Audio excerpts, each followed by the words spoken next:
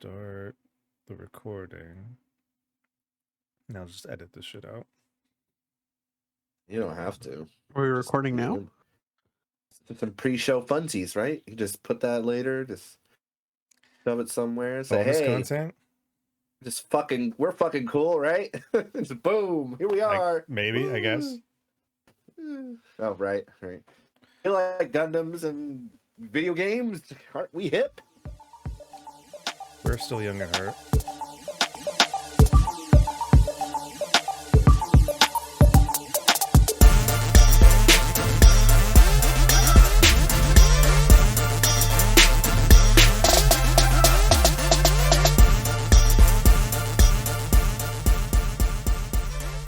Welcome back to United Wenerd Review, where we review movies, anime, and everything else in between. Oh my God. I guess I'll start with this. Joel, how are you doing there? I'm good. I got my Andor jacket on. Oh, there you go. About a year ago for the show, but thought I'd wear it today. I'm good. How are you, Brian? No, doing all right. I'm glad to be here. Of course, I'm also glad to be here with Marcelo is back on a review episode. That's right. I'm back.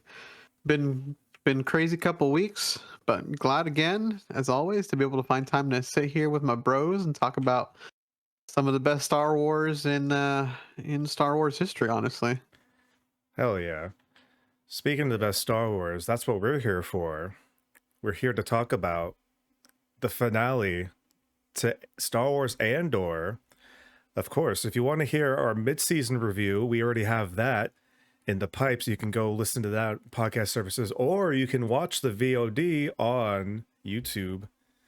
But of course, we're here to talk about episodes 7 through 12. And also, Marcelo, actually, if you want, would you like to kind of just talk about your overall thoughts on Star Wars, like of Andor, even like the beginning half of the season? Yeah, I mean, my whole feeling of everything here is that it is some of the best Star Wars that we've been able to kind of get since, really since anything after the trilogy, really. I was really just, I had put it off for so long because everything after the Book of Boba Fett, which I thought was, awful. Oh no! And just kind of in its totality, I didn't enjoy Boba Fett. I felt really like burnt out. So I was like, Andor, I'll just wait,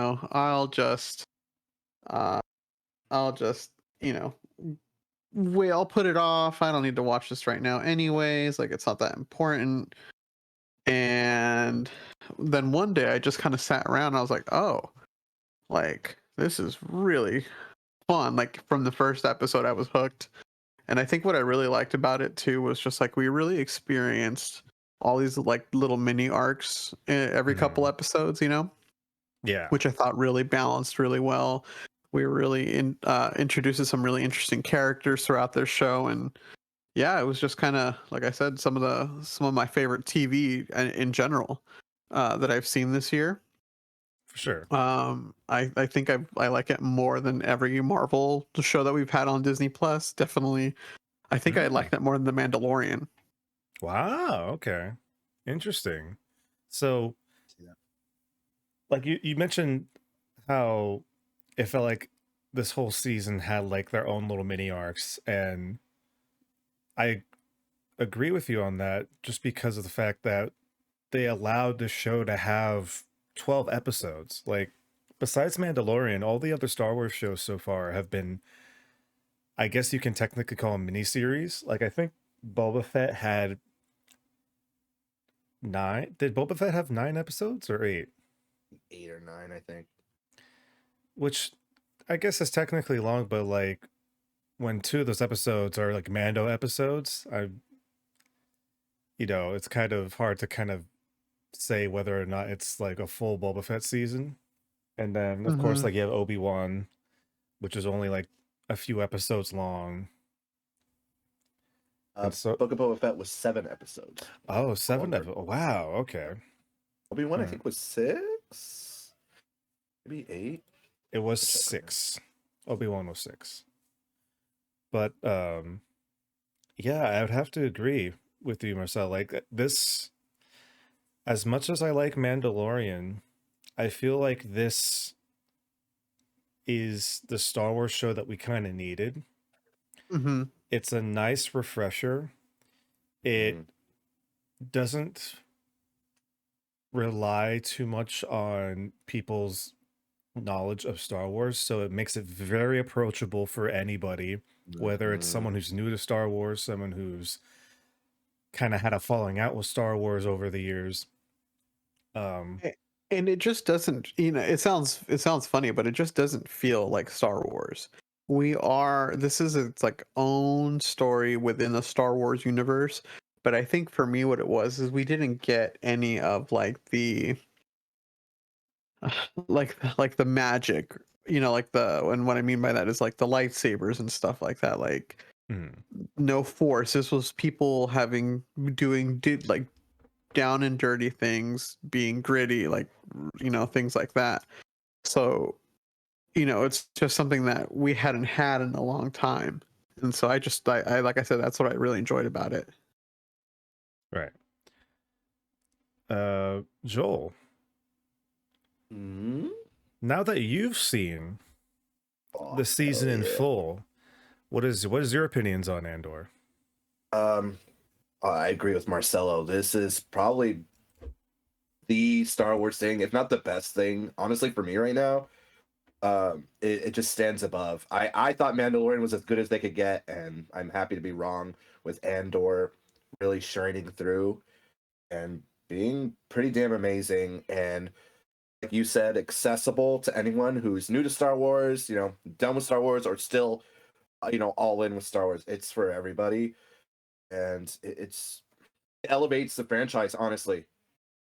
Like what Prey did for Predator, like this does for Star Wars, but even more so. Oh Um, yeah, for sure. uh, yeah, it was. I expected it like to be Rogue One, like but they take it even further, and I feel like that makes the stakes of Rogue One and everything that happens, even higher and more important and more feeling.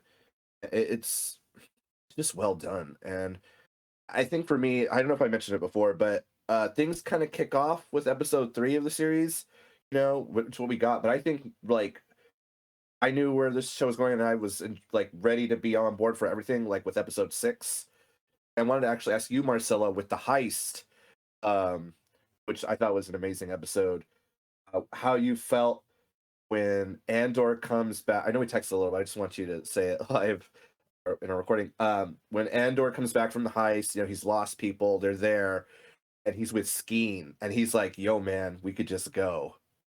What were your thoughts? We didn't really talk about it, but I want to hear it now. No, that was, that's kind of, I I guess the way they presented him as like the character, like I kind of had an inclination that he was going to be like not 100% honest with everything. So when he was like, we could kill these people and then just bounce, I was like, yep, true colors. But it was interesting to see like Andor, the way he reacted, right? He like shot him right then and there. Like he didn't even hesitate. He Bruh. was just Right? like, nope. It's like it's like, nope, you're dead. Like, Cold blooded. If one thing we know that's a through line for Andor is that he's not afraid to fucking shoot somebody dead on. yeah, exactly. So like, uh, it was overall like, he definitely made choices. Uh, but I think well, I guess here's what I really enjoyed too, that this was season 1, right? And they said watch the season 1 ending, which we'll get to. But I was like, oh, like that means we're expecting more. So I'm curious to see how it'll lead up to Rogue One, which sucks too because now we know what happens to this character. That's like the only thing that sucks. So that was the thing. A lot of people are saying it's like, why would I care about the show when I already know how the character is going to end? And Yeah. which is fair. I mean, it's fair because it's kind of it's one of those things where it's like how invested would I be in a prequel if I know the end result? But I feel like with this, they've done such a good job of making this a really big character study for Andor and like showing Right. where he comes from and showing what he's had to go through just to get into the rebellion. Mm-hmm. And at the beginning, he didn't want to be in the rebellion. And so it's like seeing what he had to go through to have that kind of tonal shift for his overall viewpoint of the whole situation with the Empire and the would-be rebellion. Mm-hmm. I guess I'll just kind of throw this out to you guys, and either you can grab this. With we knowing that there's going to be a season 2 already, like they already announced season 2, and I think they said the possibility of a season 3. I don't know if that's Interesting. confirmed What? or not, depending. But from what you know about the show now, what is like the one thing that you think that they could have had in season 1, or that you hope that will be brought up in season 2? Ooh, I really would love to see how he meets uh the droid. Like, Okay, too. so Dude, so sorry, go ahead. no, so like I was watching it, right? And I was like, "Oh, is this little square robot gonna be is something gonna happen to him and he's gonna get like transplanted into the other unit?" But I didn't get that. But that's how I thought it was gonna go. I thought we were gonna get a little bit of that, but we didn't. Bro, like the episode where he gets captured, right? Right. For a second I was like, "Oh man, is that going to be K2? Is that going to Right. It's be like, is this it? Yeah. Yeah. But no, you have to remember, like, if for any people that like played Jedi Fallen Order, you just know that those K2 droids are just kind of the Empire's like big security guards. Like Mhm. Yeah. they're just fucking everywhere. So it's kind of Mhm. it was kind of interesting to see that dichotomy, like knowing that in the future he's going to have this relationship with the K2, but at this moment he's being like strangleholded and being sent to prison by Yep. one. All right. Yeah, no, so that's kind of something that I'd want to see. Um, and I really should have watched kind of Rogue One to kind of see where Andor's character was in that movie and kind of see, all right, now, like what do I want to see now? Like what do I want to see the development of? Do we know if what's his name, guys? What was his name? Gollum. You know who I'm talking Oh, Andy about. Andy Serkis? Serkis. In a sec. Do we know if he survived? I think it was pretty vague, right? Like we don't really know. I'm assuming he probably did not make it, because I'm going to make the assumption based on the Empire. Whoever was still there, fucking killed him. So if he didn't jump, I'm pretty sure he's dead. But you never know. I guess it just all Uh, depends. yeah, I mean his character was so good. I really I like. know. I always forget how great of an actor Andy Serkis is. Like he is such a strong. Like he can show so much emotion. Mhm. Like, yeah, he was great. Yeah, like a lot of people forget that he's actually an actor and not just a guy in a suit. Guy in a suit. That's exactly Leader right. Snoke, man. Shit. Snoke, Caesar, Gollum. But yeah, I don't know, because he said he can't swim. But I'm wondering if, yeah, I was kind of surprised it never like kind of went back on that, but I guess it's kind of meant to be a little bit like of a tragic thing where it's like this, you have this one guy that helped Andor just like pretty much free the entire prison. And then once they get to the point of like salvation, it turns out it's like, oh, I can't be free. I'm literally Hmm. stuck here forever. It's like, oh shit, that sucks. Yeah. Gotcha. Oh, but there's so many good good fucking characters in the show. I was so surprised because I knew like people were gonna like Cassian, and I knew like people were gonna be excited about Mon Mothma. But like we've gotten so many new characters that are all interesting in their own way. Mhm. Like you have Luthen, you have Marva, you have what's his face? His friend, the Asso? Basso. Basso? Brasso. Oh, Brasso, Brasso. I believe. Better double check. Which I didn't realize that senator was in Rebels. Everyone was super excited. And I was like, I actually still haven't even seen Rebels. So that was interesting to see that character and everyone being really excited about it. Which one? Oh yeah. The the senator, the white chick. Oh. She's in She's in Rebels. Rogue One too. She's in And Rogue Return One. of the Jedi. Yeah, not even joking. What? Yeah. A little fact there. Yeah, but you have so many really good characters. So many good characters. But yeah, Joel, would you like to start going through the second half of Andor? Sure. I just want to throw it to you, and before I say something, I want to see how Cassian gets his U-wing. As simple as that. Oh, yeah. Bro, yes. Does he get it from the rebellion? Is it an Imperial prototype he steals? I mean, I don't care.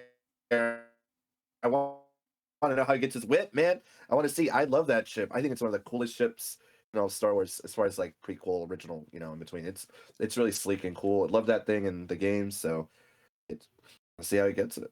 Also, That's a good call, man. I totally forgot about that U-wing. Yeah. But also, you reminded me, we still haven't seen how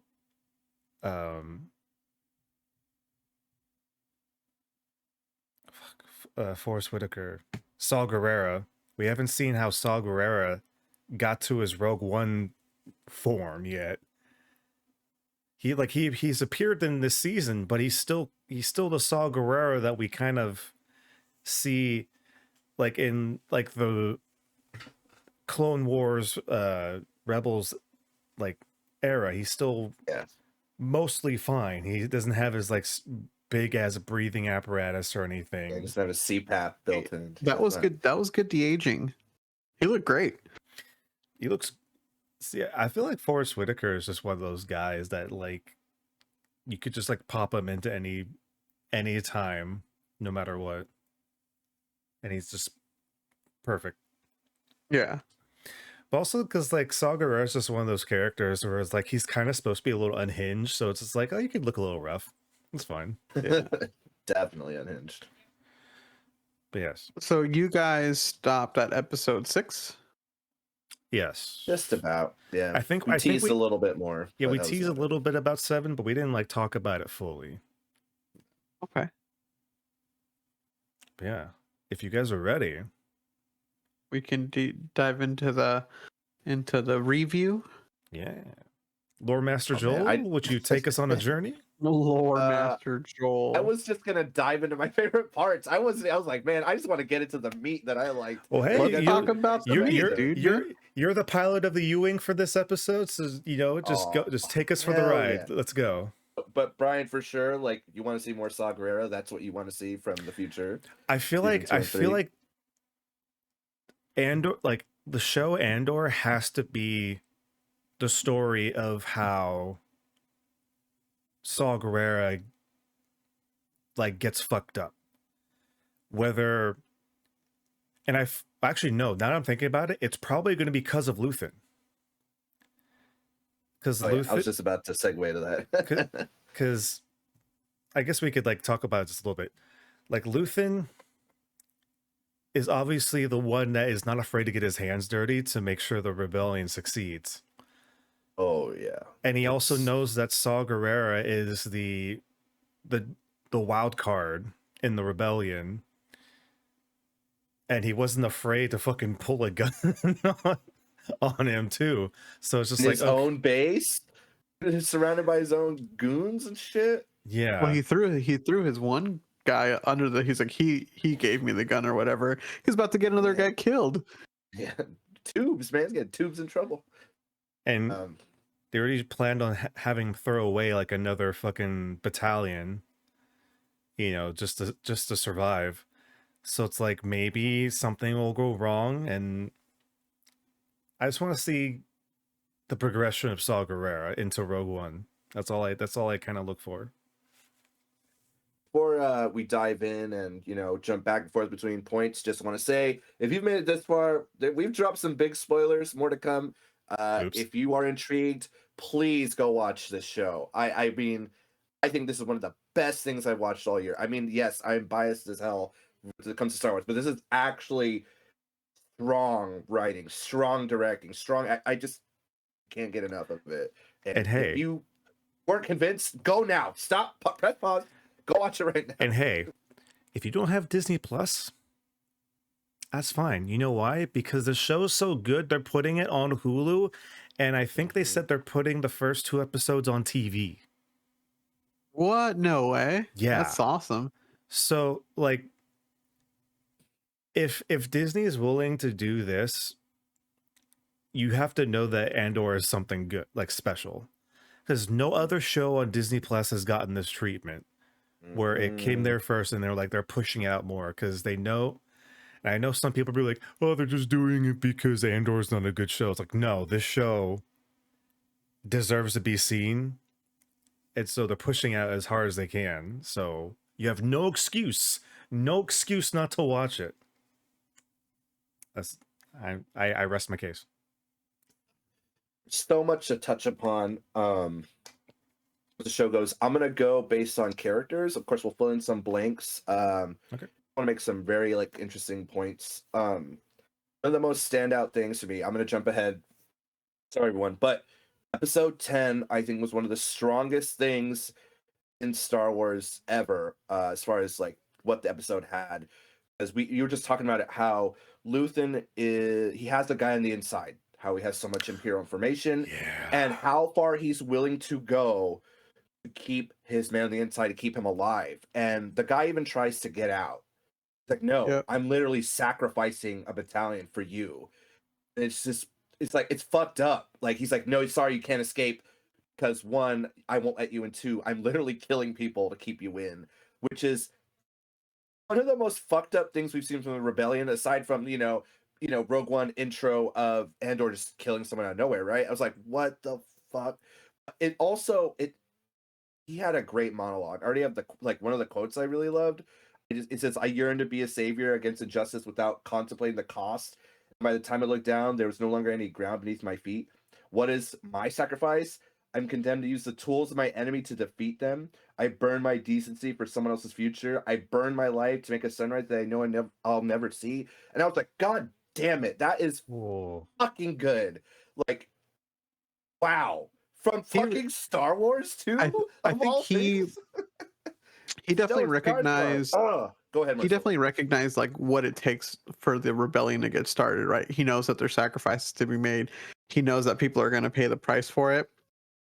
But he's like, he doesn't give a shit. Like he's about the cause, Oh yeah, like he's such one of the most intriguing characters, because we talked about this before in the last episode, where he's this guy that is willing to sacrifice everything and just be rough and like gritty, and then he can just transform into like this like posh like shop owner that sells exquisite like exotic items from across the galaxy.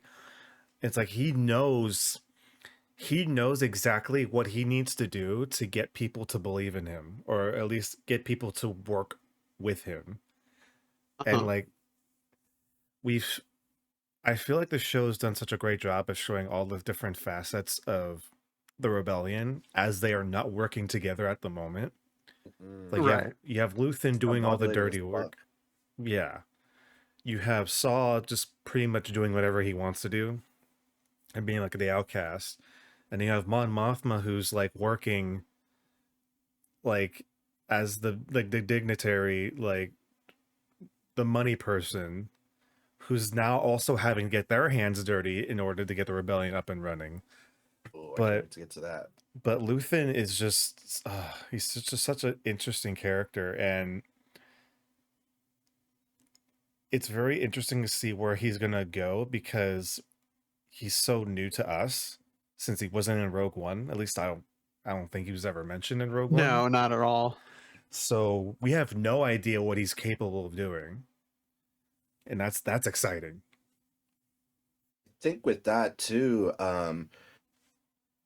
fuck, I want to know what Empire did to get him like fuck you. I'm all in against the Empire, and I wonder if they'll do it in season 2. But also, how far is he gonna go that we never see him in Rogue One? Like, does his involvement like hurt Saw and take himself out? Like, that's just I'm really curious to see what they're gonna do with him, and it's just well written, well acted. He's a great character to see on screen. Him and Forrest Whitaker as Saw together. Ooh, man, that was just cake, and I was eating it, man. Like seeing them interact, go back and forth. Woo, that was just amazing. It's like we got a master class of acting for fucking Right? $9.99 a month. You get them in a room, fucking just I don't know. They could be clowns talking about playing with their noses in the desert, and I'd be like, this is amazing, But it's really it just speaks to like they knew the story was strong. They came on board. They brought their best, and we could see it. And Luthen's character is just really cool, and he's not great, which I love seeing too. We've seen so much of the rebellion being good, not doing like things the Empire has done. And I want to talk about Luthen and his action-packed sequences, but I know Marcelo wants to be here for that, so I'll wait for that. I can hold on to that. But let's segue. We talked to about before, Mr. Lickspittle, aka Bootlicker, Cyril. Oh man! Again, no, great acting on that guy. Hopefully he doesn't get hate mail for doing a great job for playing a character that's fucking like awful in the best way to watch. So it's very interesting to see this side of the Empire. Like he's like the everyman in support of the bad guy, and it's watching him go down this like whirlpool of like this is not gonna end well, dude. But he's so in. He is so in for the Empire. And then he does what I loved about this season. He's fallen so far. He's trying to get back up, and he's not doing it in a great way either. He approaches Deidre like he approaches her like before she goes to work, like a fucking creeper, dude. I know, like, I found you, and then he finds her again, and he saves her, and it's a weird like almost sexual tension. Like, no, please. She's like, you saved my life, thank you. I was like, oh, thank God. Please don't fucking kiss or anything like that. Interesting. I didn't get that. I didn't get that like signal from that scene. That's interesting. I didn't either. I'm just saying. I'm glad it didn't go there. Okay. But no. Oh, please. I agree. Don't be the weird simp for the Empire. I mean, he is, but like the extra step to be that, please. But no, it's so interesting because like I don't know about you, but I thought Cyril was gonna be like the main antagonist of the show. So it's so interesting that after the first episode that he just kind of gets like super demoted and just it's like, nah, you're fucking done, bruh. And then we literally for like most of the season just see him being super fucking depressed at his mom's apartment in Coruscant. Fucking with his mom, man. Like imperial bootlicking. And his mom is like such like if telling him to eat shit essentially. Like if the upper echelon of Coruscant are these posh like aristocrats, and like he comes from like just like the bottom pit of like the underbelly of Coruscant, where like all like the people that are like have New York accents are at. And it's like it just his New Yorker mom just being like calling him a piece of shit and says like, yo, it's like your uncle was right. Get a fucking job, like a pencil pusher fucking job for the Empire. He's such an intriguing character because like at the beginning, it's like you kind of feel like sympathy for him because like he was just somebody that was really like dedicated to his job to a fault.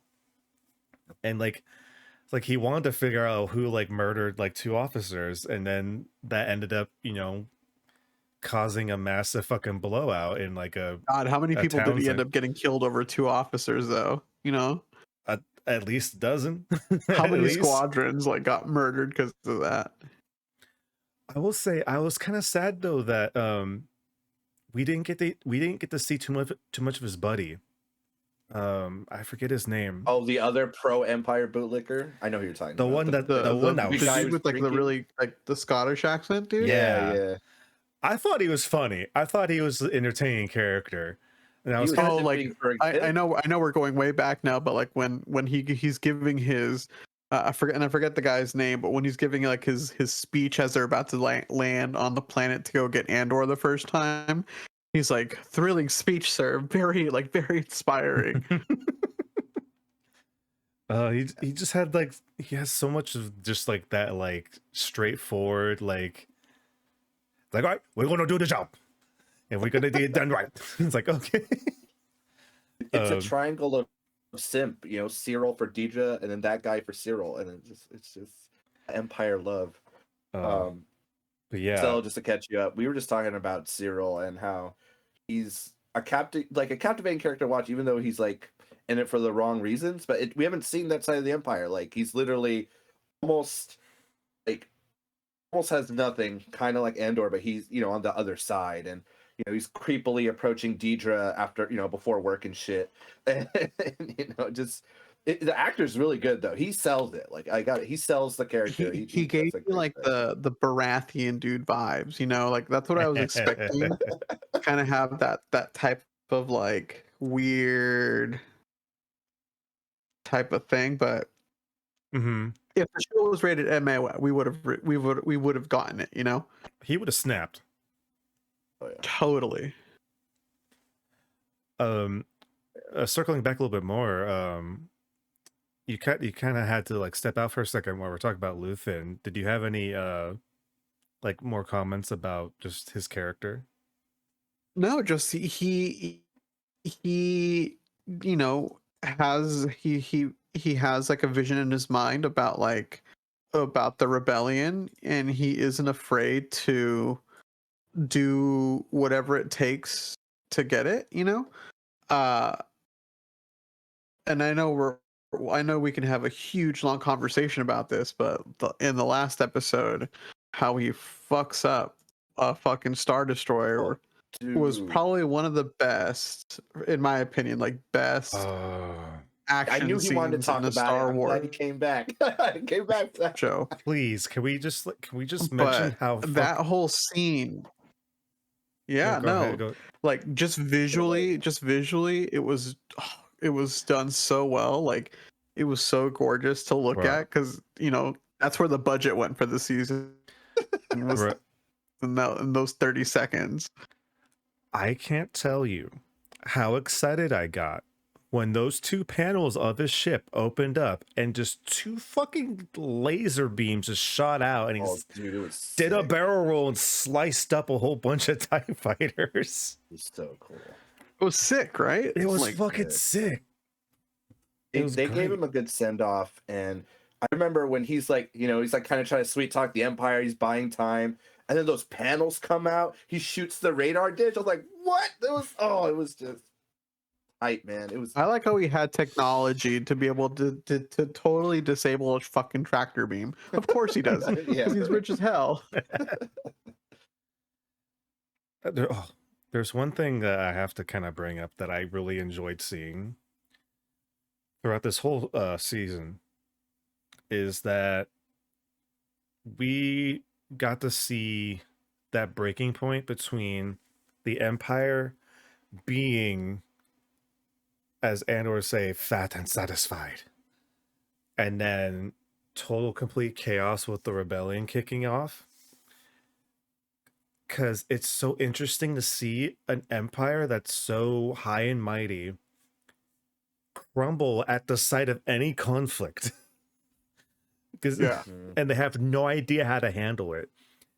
Whether it's the heist that went down and like nobody fucking figured it out, or like figured out how to handle it, the prison break where pretty much all the guards almost just like gave up immediately. A Star Destroyer being punked out by a little fucking cruiser, you know. And then of course at the end when, the big finale of the show, the Empire loses control. And it's just evident that they are too resting on their laurels. And it's so interesting to see like, oh, this is where the idea of the like rebellion begins. Like the rebellion that we know from the movies and other shows, like this is the linchpin. And now going on to season 2 is just to see how the Empire responds, because we don't know. Like we have an idea of where they go. Yeah. Go ahead.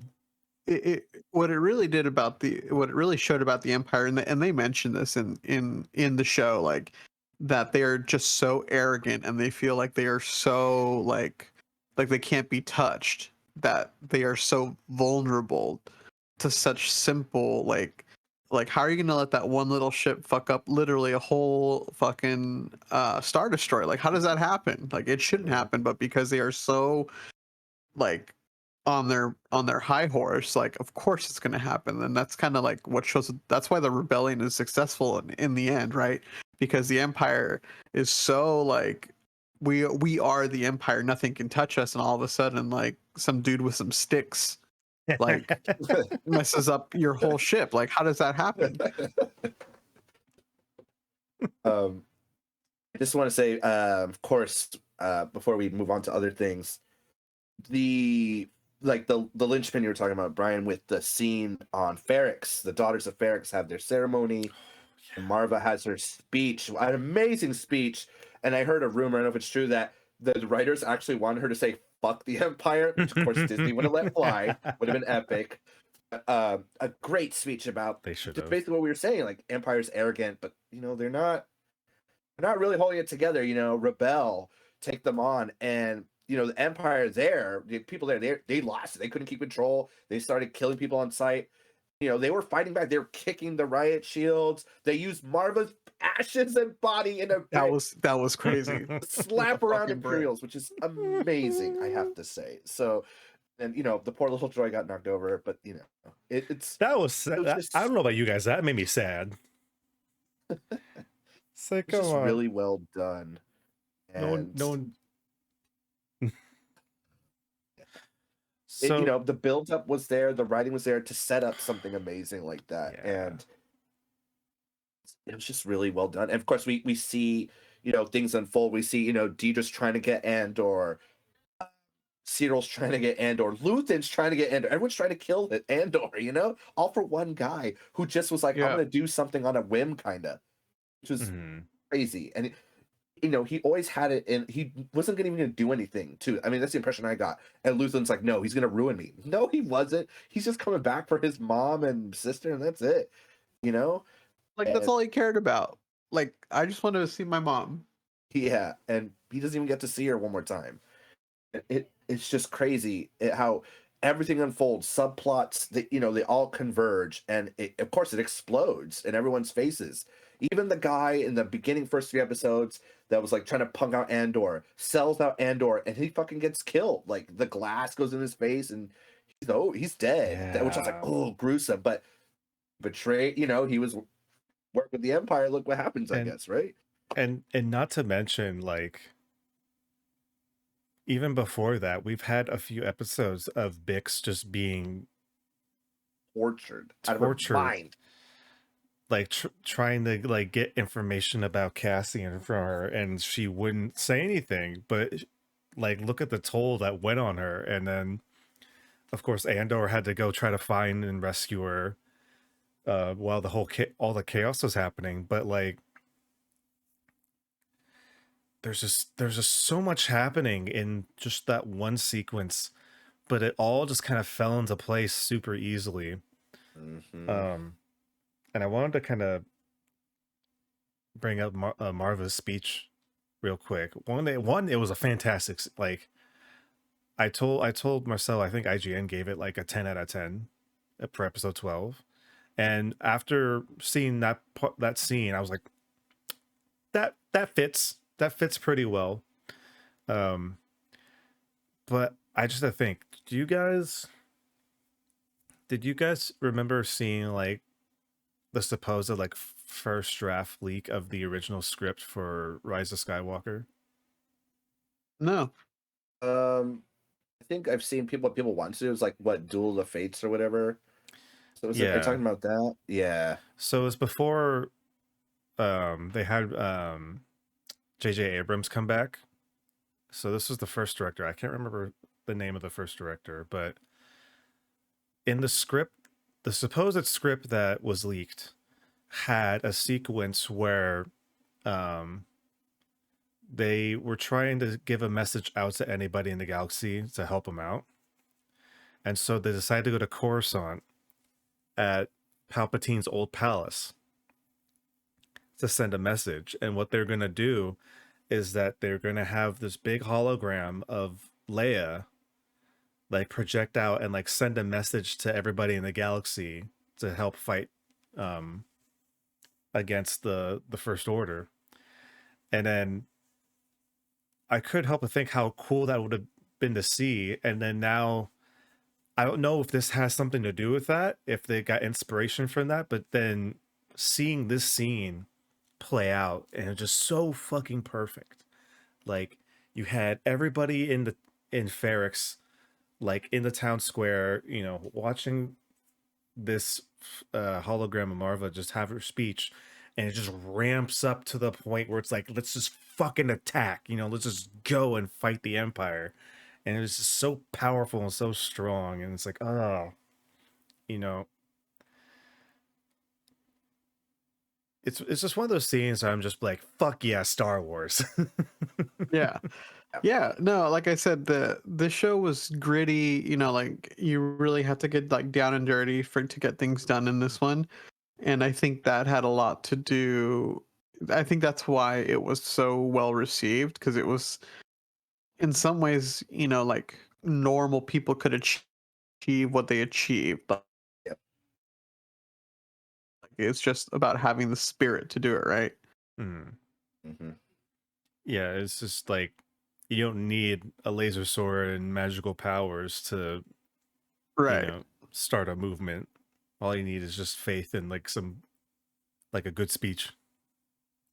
And good funding. Yes. Very important. Very important. Speaking of good funding, I want to touch two more things, and we can go wherever we want. One of them, I just want to talk more about Deidre. How she's still invested in the Empire, and they can't even protect her. And she's bringing the Empire to new places. You see that at the end. She's getting like trampled on. You know, her death troopers, where are they? Not even protecting her. Of course, the simp saves her. But you know what I mean? Like, she was about to get trampled to death. Like, she couldn't even be protected. She's an officer of the fucking Empire, right? She had her Oh yeah. whole, like, what happened? Like, it's just interesting to see, like, even as she rises, Empire can't still even protect their own people. You know, like they can barely protect themselves. It's just interesting to see that unfolding, even on a small scale level. And we'll, of course, we'll see it at a major level throughout the Star Wars Skywalker bullshit, right? So, What was yeah. the quote? It was a quote someone said in the show where it's like, if you have true power, if it was something along the lines of like, if you have if you truly have power, you have no fear. It's like power doesn't back away or something like that. I know what you're talking about. It's like on the. I'm totally butchering the quote, but it was such a Yeah. really great quote, just like representing it's like the Empire is always showing so much force, but it's because they're afraid. Yeah. And That's and, and it this whole like riot sequence proves it. yeah. Like yeah, like they have the officer like open fire on the town, but like you say, one by one, you see the townspeople just kind of one upping everybody, and it just I think they did a great job in that sequence just to show the straight up fear in those like officers like faces where it's like, Mhm. I don't know what to do anymore. It's like we never expected this to happen. Just reminded me too that the one of the sons of Ferrex, his dad, I don't remember if he got killed or taken away. He literally makes like an improvised explosive device, right? The kid, He yeah. uses it, he throws it, and he blows some fuckers up. And of course, Imperial oversight, no one's watching the fucking grenades. It's all, left alone. It causes a bigger explosion. It's just like, what the fuck, but it's just like, wow, they don't have their shit together. It just, Before I forget, I think we need a shout out to the bell ringer for having one of the Oh, most yeah. epic fucking kill. fucking Spartan kick off the tower. This fucking schmuck stormtrooper climbs this big ass tower only to fucking get booted off as soon as he gets up there. Like, come on, man. What did you expect was going to happen? Like, And the stormtrooper had no agency. He didn't have his gun ready or anything. And it's like, hey, It was like he started that day. That was his first day and his last day. come on, man. Like, what did you think was going to happen? Really? I'm sure there's a lot to talk about that we're glossing over, but I wanted to bring up before we forget with Mon Mothma, just her descent, like Luthen, to get things done as the rebellion rolling, and she teases throughout the whole season. They're listening. We haven't really seen it. In the final episodes, we do, because she throws her husband under the bus. He's like, oh, you've been losing money because of gambling, right? He's like, no, I haven't. Whether he does or not, the Empire reports it back because the driver is the man on the inside. He's like, yeah, of course there's money missing. He's gambling it away, which is a perfect cover for her, but she's throwing her family under the bus. It's so good. Well, come on, dude. Like, they were such pieces of shit to her. Yeah. Like, he was a piece of shit, Very and her daughter was a dysfunctional piece of family. shit. Yeah. Like, that's the kind, that's who you have to beat to get things like. It's like, Like, it's like, one thing. Oh, I was so frustrated for her. Oh yeah. It's like, it's one thing walking into the show and being like, Mon Mothma had a family. And then the more this show goes on, it's like, I could see why she left them. They're fucking assholes. All of them. Oh man. Like the And fucking oh man. Keep going. no, but like the Mon Mothma scenes, I thought were some of the more interesting as far just as like for her character, just seeing where she came from, and actually getting to see like it's so interesting just to see what the Empire is like post Order 66, post like the build up of the Empire. And so like we get to see like what the Senate looks like now. And I don't know if you guys really noticed, like, Mon Moth will have her speeches of like, the Empire's overreaching and stuff like that. And people are like, senators are just like tuning out and actually just like saying, fuck this, I'm leaving. Yeah, I remember. And like the whole Senate Yeah. just seems so disinterested. But also, if you notice, it's not a lot of aliens in the Senate anymore, are there? Nope. A lot of humans in the Senate now. Man, that was for budgetary reasons. Don't even try to make this a you're not political wrong. thing. You're not wrong though. No, I'm Not just wrong. kidding. But it's just so, Can you imagine having to put all those people in makeup? What's that going to cost? The production. For Disney though. For Disney. I mean, you saw CGI in She-Hulk, right? I mean, shit. You could have Still just you could have just fucking taken the scenes out of fucking episode 2 and been fine. But like just like from Mon Mothma, like just to see her character go from like she's the senator trying to hide this rebellion that she wants to like help fund, and she still wants to kind of do it the right way and like is afraid of being like found out, and then she gets the opportunity to get some funding from a very shady banker, and like struggling with the idea. It's like, okay, well, if I do this, not only do I have to kind of start throwing my husband under the bus, but also I kind of have to secretly like marry my daughter away. Not very secret. Not very secret, but it's wild because okay, so you guys remember the scene where her daughter is kind of like in this group? Yeah. Like I don't know what you call Table. I don't know what you call it. It's like this group of like young women. I guess it's like some kind of like not like a faith group, but it's But it's some kind of something like that, right? it's kind of something like that. But you know, her daughter's whole time has always been so antagonistic towards Mothma. And now like she's doing this group thing, and then of course now you have this idea with like the banker's son is now involved, but then you take a look at her daughter and she has this kind of like smug look on her face, like oh look at it's like I'm gonna be more adult and I'm gonna like stick it to my mom, where it's like nah, her mom's been planning this whole fucking thing and she's using you as a pawn whether you know it or not.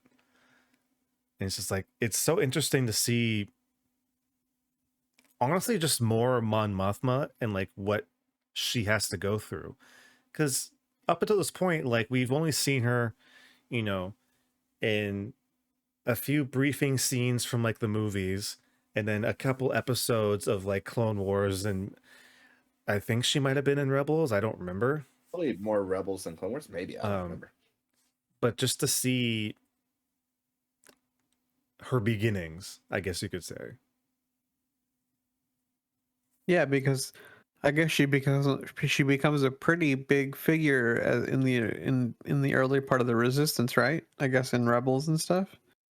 I mean, eventually she just becomes the rebel leader. Gotcha. Yeah.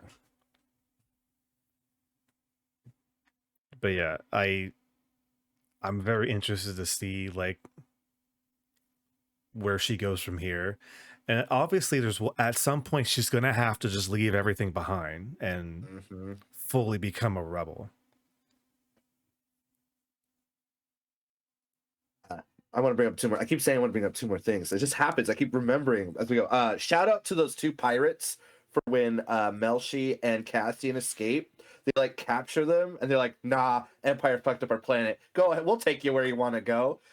They're like, hey, we're the Empire. We don't bad too. It's like, nah, we like you guys. Fuck the Empire. So, you know, they wouldn't have gone very far if they didn't, you know, help them out. So shout out to those two guys and their quad jumper. It's just a random encounter. It was kind of funny.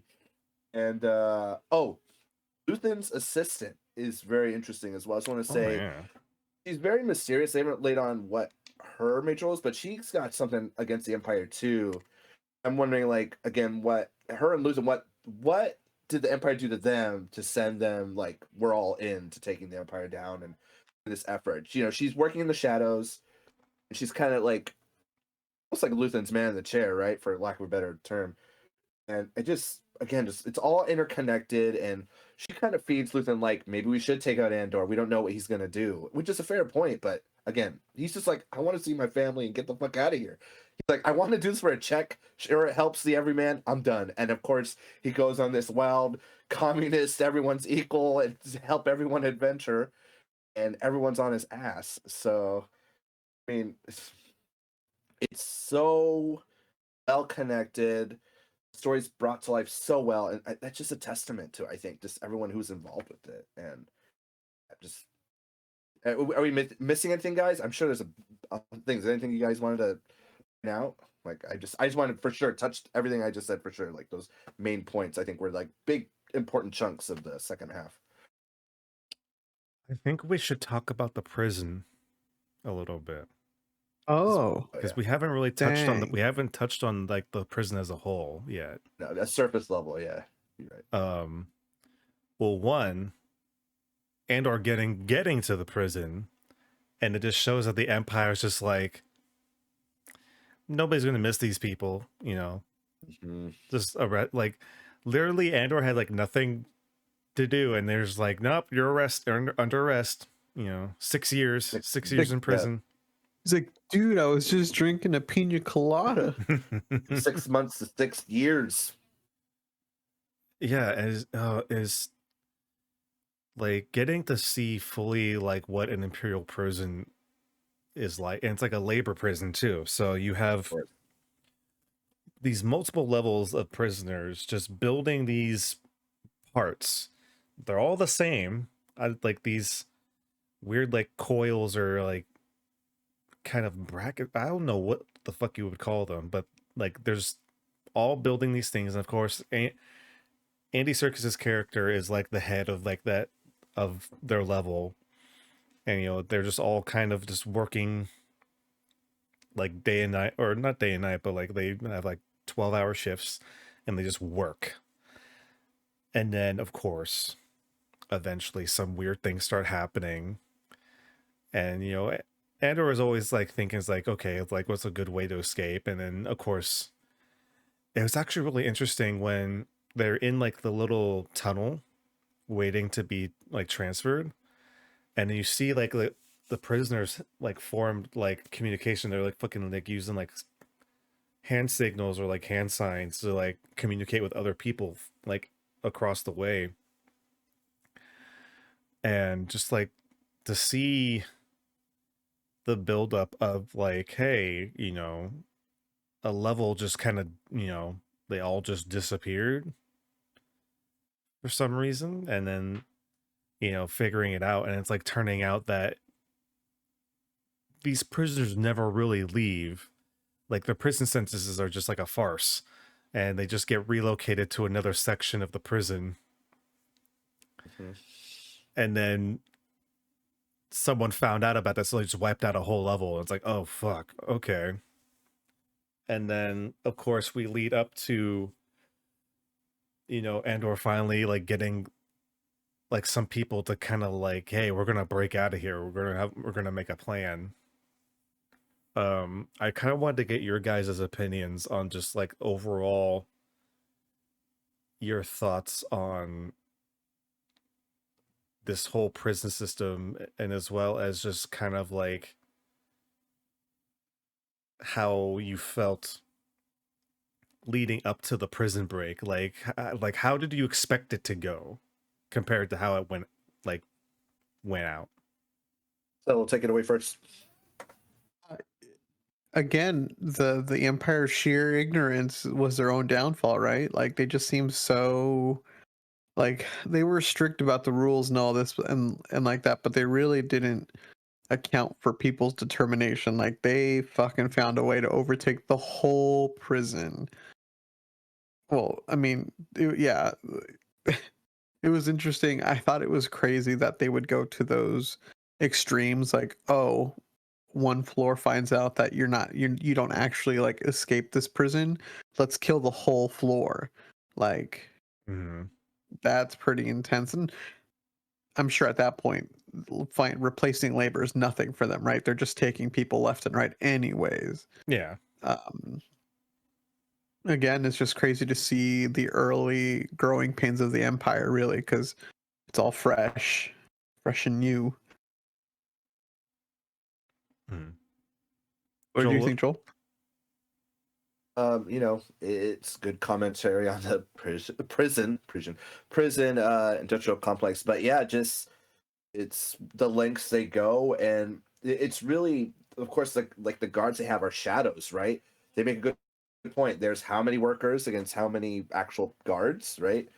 And I think the most striking thing was they had this old guy Olaf, right? Working hard. He was finally gonna leave. Like he was 3 days away, but he wasn't pulling his weight, right? Bastian was doing double work for him. You see him struggling. He's hella old, and you know it's like, you know, he's gonna die here. It's like, so what? You know, it's better he's dead because he wasn't actually gonna leave. They're just gonna send him somewhere else. So it's just like, fuck. What is this guy gonna be like a catalyst? And see, you know, Andy Serkis's character Lino, he sees before him like, oh shit, you know, you're actually not leaving. How they're gonna treat the dead? How they just killed off a whole floor? He's like, no, like seeing that growth of him, like, I'm gonna follow it to a T, do my job, and get out, to fuck the Empire, I'm with you, Cassian, Dude. was a great buildup. That last line where he's like, or first, at first Cassian's like, how many guards are there? He's like, I'm not gonna tell you. Two, how many guards are there? And he's like, right away, he tells him, was fucking masterful, I have to say. As far as that goes, like, oh, it's just so well done. No more than 12. Yeah, right. It was like, ooh, things good, and just how they work together to, like Cassian's been chipping away this thing to leak water, and he has people on board, like you guys are saying, and they're not going to come back. Some of them know it, but they risk it all to get out, and it's just crazy because he's signaling people. Some people come back. Even the new guy they were going to bring in, it's like, nah, I'm a fight too. He fucking gets toasted right there. That was sad. But Hey man, he knew his place. He knew it had to happen. yeah, just that arc was honestly like one of the best parts of the whole show. If not it sets up where Andor is going to go, what he's going to become, and what the lengths he's going to go to achieve his goal. And of course, I was talking to my wife when we watched, is like, I bet you they're building parts for the thing he's going to help destroy. And lo and behold, at the end of the season, we have that nice pan out, right? So. I was actually very surprised that they actually showed what they were working on secretly, because I wasn't expecting that to be like a season 1 thing. I was assuming like once we got close to like the wrap up, it would be like the reveal. Yeah. So it just creates more questions to seeing like where are they going from here, like where is season 2 gonna lead us, especially knowing that like the Death Star is a fact, like maybe not a factor, but it is present in this time period. And my other guess was it was to... AT-AT parts. Oh, go ahead, Marcelo. No, all I said was I'm just gonna have to go back and rewatch Rogue One after this. Oh, for sure. Like, so good. Like, I feel like we're probably gonna be watching Rogue One like at least once every, like at the end of this and then the end of the next season as well. Mm-hmm.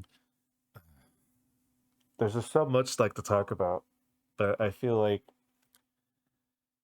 we'll probably have to just kind of sum it up a little bit, since I feel like we're getting close to the end of the podcast for now. Yep. Yeah. So I guess I'll just ask both of you guys this question, where like overall, like how much would you recommend the show, and also just like how, like what is something that you're looking forward to expanding on in the next season? 100%. I don't think any of us would not recommend somebody watch this show.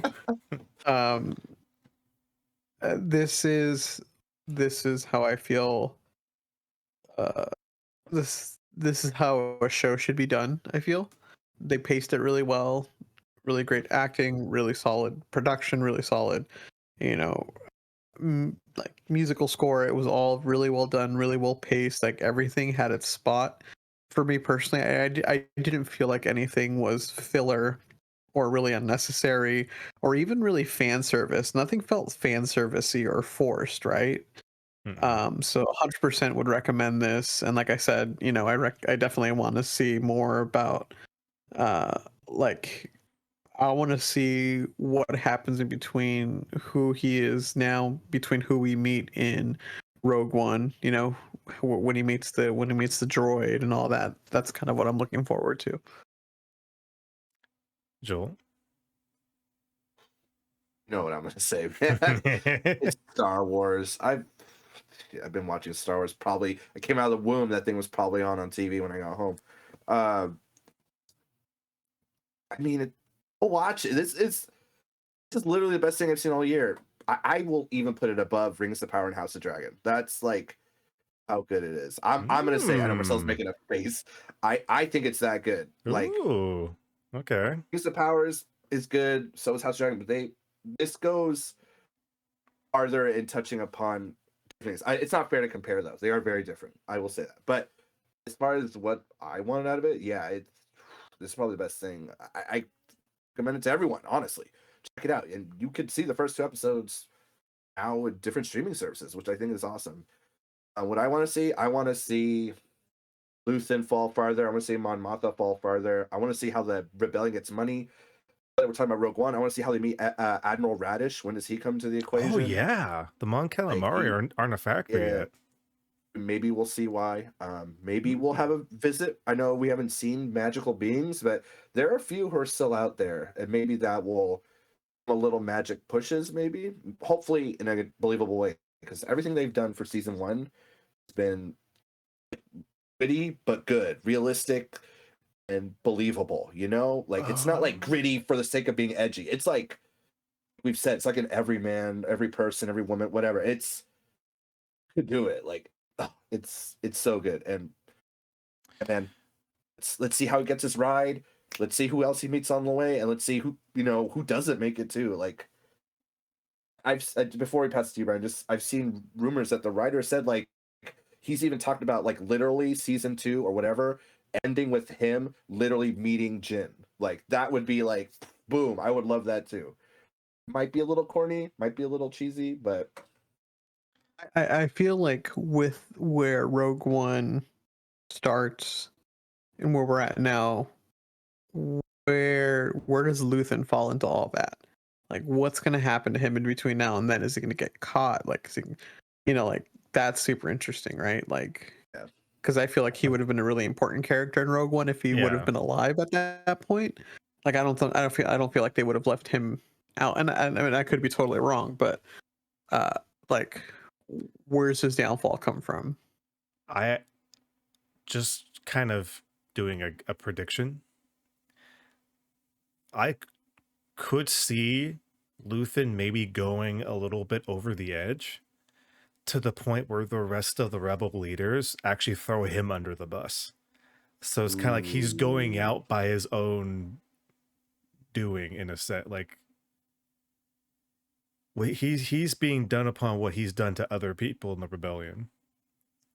He's using his enemy's weapon against them, and that's probably what the rebellion will do, right? Yeah. But yeah, as far as like the show, like like they said, 100% recommend. Even if there's like people in your friend group or your like people that have said like, I think I'm done with Star Wars. So, like, be like, no, just try this one out and just like see what you think. It's like if you don't like this one, then yeah, pretty much you're probably done with Star Wars if you don't like this one. But this is, I think, as far as like people asking for something new and different from Star Wars, I think this is a very good like direction to go in. Like you can still have like the Mandalorian stuff, and you can still have like the essence of like Star Wars, and then also have this like more down to earth and like gritty take on Star Wars, and kind of have it run in tandem. But Joel, you actually unlocked the thought in my brain when you're talking about just seeing where all these people in the rebellion go towards. You would have to think at some point between now and where Rogue One begins, some people from Rebels has to be involved. Like the cast of Rebels might appear somewhere because they get involved in the rebellion. And at least Hera is mentioned in Rogue One. Syndulla, baby. So, like, I think it was already confirmed that we're getting Sabine in the Ahsoka show. So we're already getting some live action castings for the Rebels crew. Who's to say some other ones won't show up in season 2? I'm thinking at the very least a mention, because what they do in kind of Lothal at first is very contained. So they might be like, there's risings here, and in Lothal. I think at the very least will get a mention. But I didn't even think about the Rebels crew, and I was thinking about just other whoever's are out there. But that never know. Maybe we might see like they're stranded real quick. We see a ghost quick flyby, bails them out, Fuck. Rebels fashion. And they've been teasing the Oh. ghost for so long in live action. To see someone walk out of that ship. Let's see someone walk out of that That'd be ship. so hype. I want to fucking see it. Star See Wars. Hondo. I borrowed the ship. Oh, all right. Well, let us know what you guys think about Andor. Of course, we'd love to hear what you guys think. Of course, you could leave a comment in the comment section below, or you can go onto our Twitter or Instagram or other social media. Let us know what you think. And of course, you can go back, watch our other reviews. We just did Wakanda Forever. We saw that all together.